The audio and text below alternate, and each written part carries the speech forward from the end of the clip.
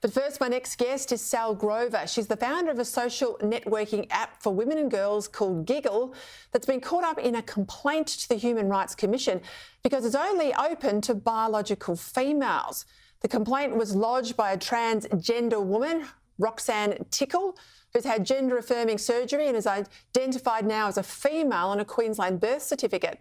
Sal was told she would have to undergo sex and gender re-education and also to allow biological males who identify as women to use her app if she wanted to resolve the complaint.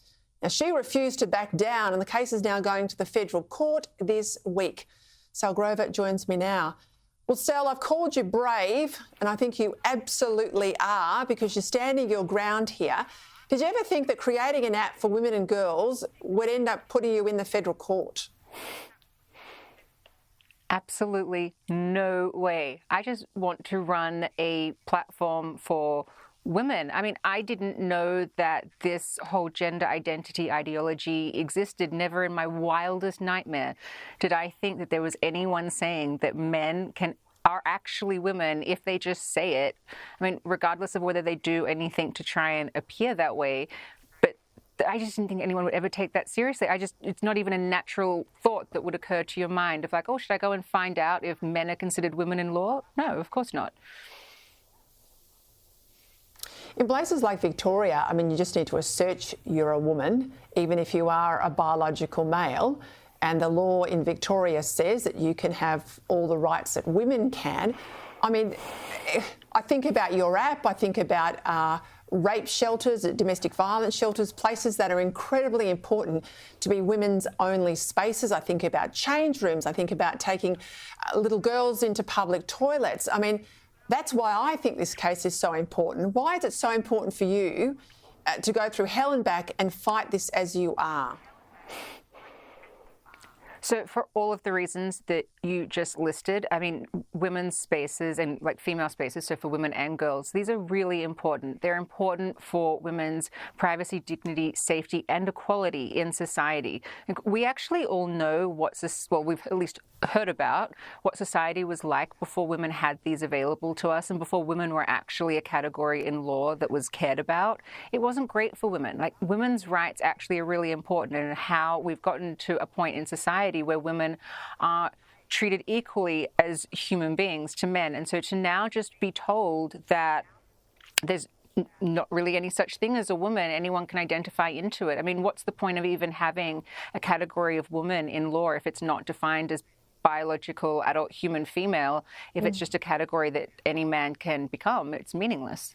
So it's important to defend this because, I mean, it's just obviously a disaster for women's rights. But beyond that, for me, it's also a disaster for freedom of belief, freedom of speech, and freedom of association. And if we don't have those in a secular liberal society, we don't have anything, which is why I think everybody should care about this issue. Just beyond the obvious women's rights thing, I think it actually affects everybody. I have to say, you know, you've got a huge amount of support. I get dozens of emails from people who support you, who want continued attention on this case that you're mounting through the courts. How's this been for you personally? What's been the reaction of supporters? I mean, are you feeling the support yourself personally? Oh, I'm so grateful. And I will forever be grateful for everyone who has been so supportive of me. I mean, I've never been more anxious in my life than I am at the moment. I've never been to court like this before, so it's not, it's not a natural state of being. So I'm very, very anxious. I mean, I've got a bald spot. I've lost hair from stress over the whole thing. So it's been a lot. But every time that it feels like it's too much, I have a 20-month-old daughter, and I look to her and I'm just like, I cannot send her out into a world where she cannot state her boundaries, where she cannot state what she believes. And no, I have to make sure that I fight for her and for then everybody else to have rights if I'm in that position to do so. Well, given what's at stake, Sal, what happens if you lose the case? Okay, so if we lose in the federal court, then we can appeal to the High Court, which I am fully prepared to do. As I said, I think this is too important. I think that we need to be able to, say what we believe and act upon it. And I firmly, not only do I not believe it, I know that there's not a man on this planet who is actually a woman. There just isn't one. These are proper, actually defined biological categories.